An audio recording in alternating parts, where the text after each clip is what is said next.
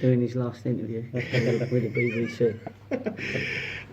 Gary, you said that last week's draw would be a good point if you could back it up with a win this week, and the preparations started pretty early for this weekend. Yeah, I see it as pretty much a key game. It's an important game because for the reason is we've not been playing too bad. Twice we've been down to 10 men in the last couple of games and sort of got the game back. We need to show that spirit, of course, as we do with 11 men, but you've got to score more goals than the opposition, and that's really something that's not happening at the moment. There's too many draws, and we've got to somehow make sure we get at least one more than the team that we're against. Have you had to sort of sacrifice some of the attacking instincts in recent weeks to tighten up the defence and make sure that you weren't conceding, because you've got that sorted again at the moment? Yeah, well, it's a little bit chicken and egg, isn't it? You have to work on the defenders, and some weeks you work harder on the defending of your team than you do on the attacking of your team. And if there's a Tuesday game, you get less days to be able to do that. But the lads should know both their defensive responsibilities and their attacking responsibilities in our team now. It's up to them to do both. And that's really what we're asking them to do.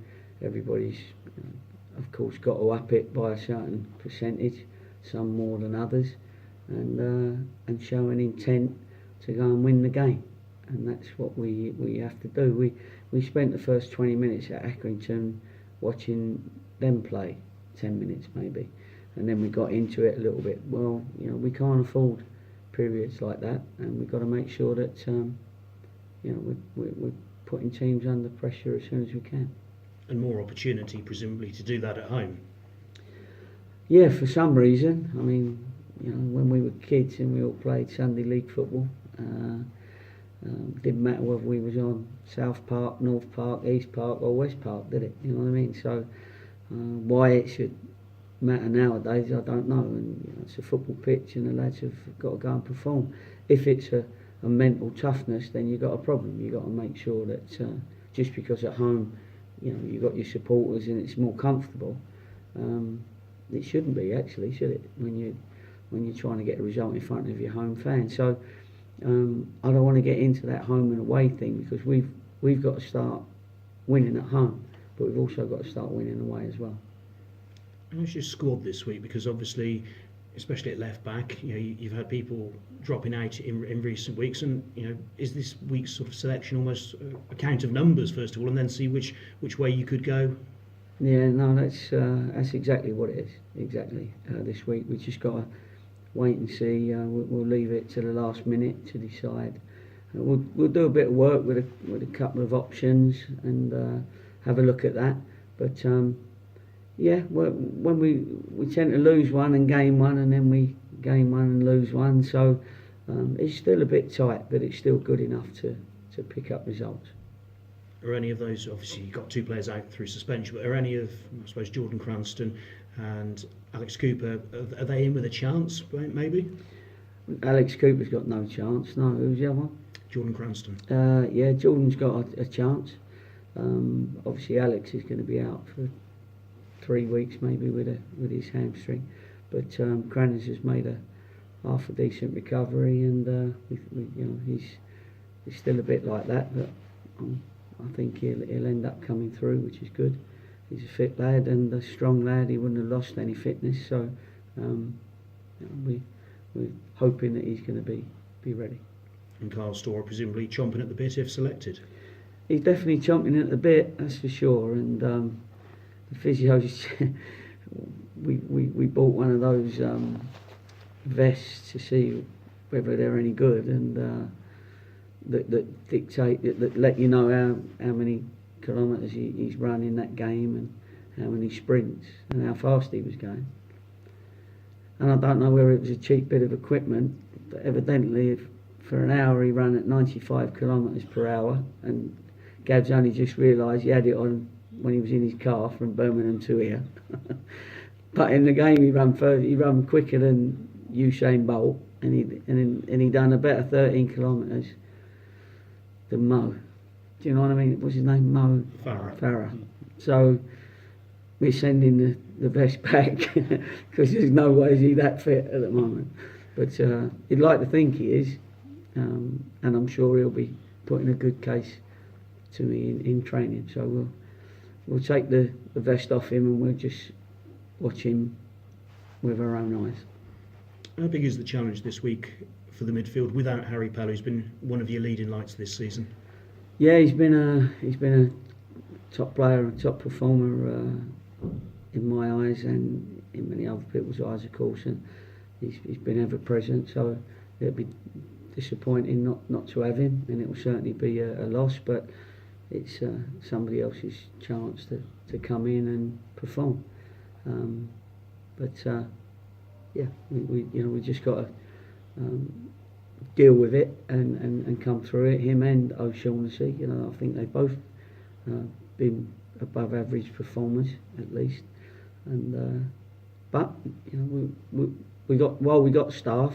It does give them an opportunity to take their place and stake a claim. And a word on Crawley. Barely mentioned them. What's your assessment of them? I thought they had a poor start, but I think he brought in a few during the windows. Obviously, while the windows were open, the Chelsea connection with their manager Dermot obviously is used. A couple of their players I've worked with before, so more than a couple actually. So I know him quite well, and we'll have to see what team he selects. But at the moment, they're on a good bit of form. Really, they found themselves sixth in the table, whereas early on they were down the bottom there somewhere. So it just proves that if you can put a run of 2 or 3 good results together, you can get yourself back in the hunt. Thank you, Colette. No problem. Is that the key now? A run of results. I know you pointed to say this is an important game. Yeah. It's going to be important just to build points up. It is. Yeah. Get that cushion between you and the bottom. Yeah. I mean, there's no disrespect to Crawley saying that. It's just, our league position at the moment means that it's better to be mid-table looking up than below mid-table looking down, sort of thing. And we haven't had our fortune, if you like, yet. And I'm hoping that always the next game gives you the opportunity of changing your fortune, as far as your luck with injuries are concerned and hitting the post and decisions that have gone against us. So we'll have to see whether this is not one of the springboards for us to go and get a couple of wins at least on the trot if we can. Yeah, Rob Dickey used a great phrase. I think it was probably something said in the dressing room after last week. He said we can't wait for the penny to drop, we've got to make it drop. Has that been a bit more the sort of mantra? Be a bit more bold and a bit more positive. Yeah, exactly. We've been showing all the boys their individual stats, not with the cheap vest, but with the from the video, and we diagnose it ourselves, and we can let them know whether they've done enough in an attacking sense, whether they've made enough challenges, whether they've won enough of those challenges, whether they've won enough headers, whether they've won enough sprints. We do how many sprints. Actually, our YTS boys have been actually physically, if people see them on the line, they're doing the number of sprints that the lads are making, the number of tackles. So it's a bit primitive that you've got people doing this nowadays and all this technical stuff, but it helps the YTS boys as well understand, because it's always somebody in their position, so it helps them. And they're not shy in giving their opinions either, because we ask them to say a weakness and a strength, and they've been spot on so far. So I've been really pleased with that, and very honest and very tough, because they've made some critical comments, and it's but in a good way, in the right way. So it's those boys they're showing us now whether they are up for it or not up for it with their individual stats. And to be fair, most are up for it, but they've just got to show a little bit more in the end product of the game, i.e. what have you done to win us this game.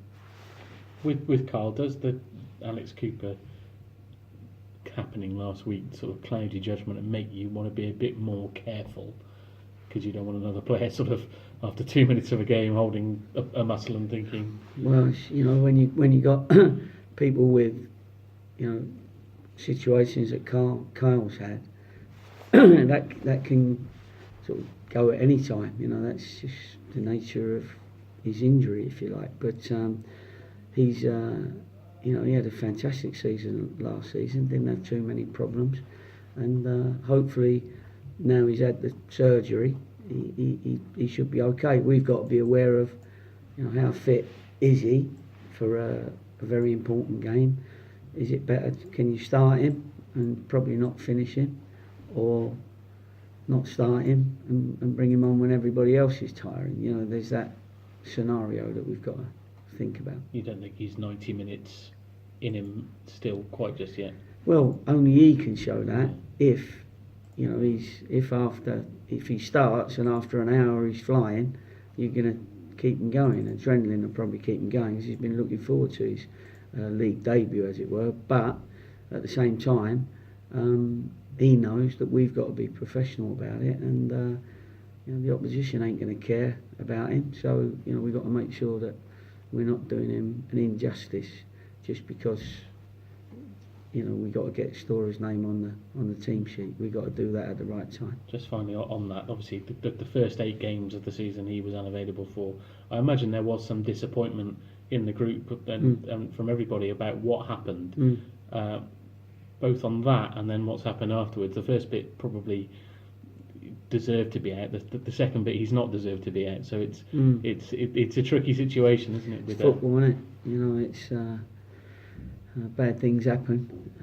I normally use another word in there, but I won't say that. It's, but bad things do happen, and you have to deal with it. You know, and as a professional footballer, you get your times when you're up and your times when you're down, and you just got to, you know, have the character and the personality to come through it, and he's definitely got that. The first bit, you don't feel there's a risk of that happening again with another case where he might do something silly, a moment of madness, and get No. Just a one-off I think moment. if you go over the situation and how it happened and what happened, and I think, you know, in our disciplinary things, they're the only things where people guess a little bit, and you get done with a little bit of guesswork. Whereas in a court of law, it's got to be, what's the words? Evidence. Hard evidence. Yeah, it's well, you've got to be. Yeah, sort of. Yeah, but there's other words, and I'll beyond all reasonable doubt. Yeah, beyond all reasonable doubt. Whereas that's the court side of things. If it went to court, and the FA side of things is it hasn't got to be beyond. It's just got to be. What's the balance of probabilities? Yeah, that's it. Yeah. Well done, mate. Yeah. Petrocelli here. Isn't it? And that was how I felt it was. But anyway, listen, you know, he's done his time for his crime, and if it was a crime, and we all saw the situation, and it's not one where he did it every week or has done it regular. You know, it's just something that people presumed what happened. Just finally, we had a trialist in last couple of weeks. Any movement on that, or is that going to be a yay or a nay quite soon? No, it's not a yay or a nay yet. I mean, the lad came in and was, you know, very unfit, hadn't played for a long time, and often you have to give people 6 weeks to 8 weeks like we do pre-season. You know, he hasn't done it pre-season, so we're just giving him an opportunity to show us that he can gain a bit of fitness, and then we then take the opportunity to let him know whether it's a yay or nay. And I mean, it's probably going to be another week or so. Okay, thank you. No problem. Cheers.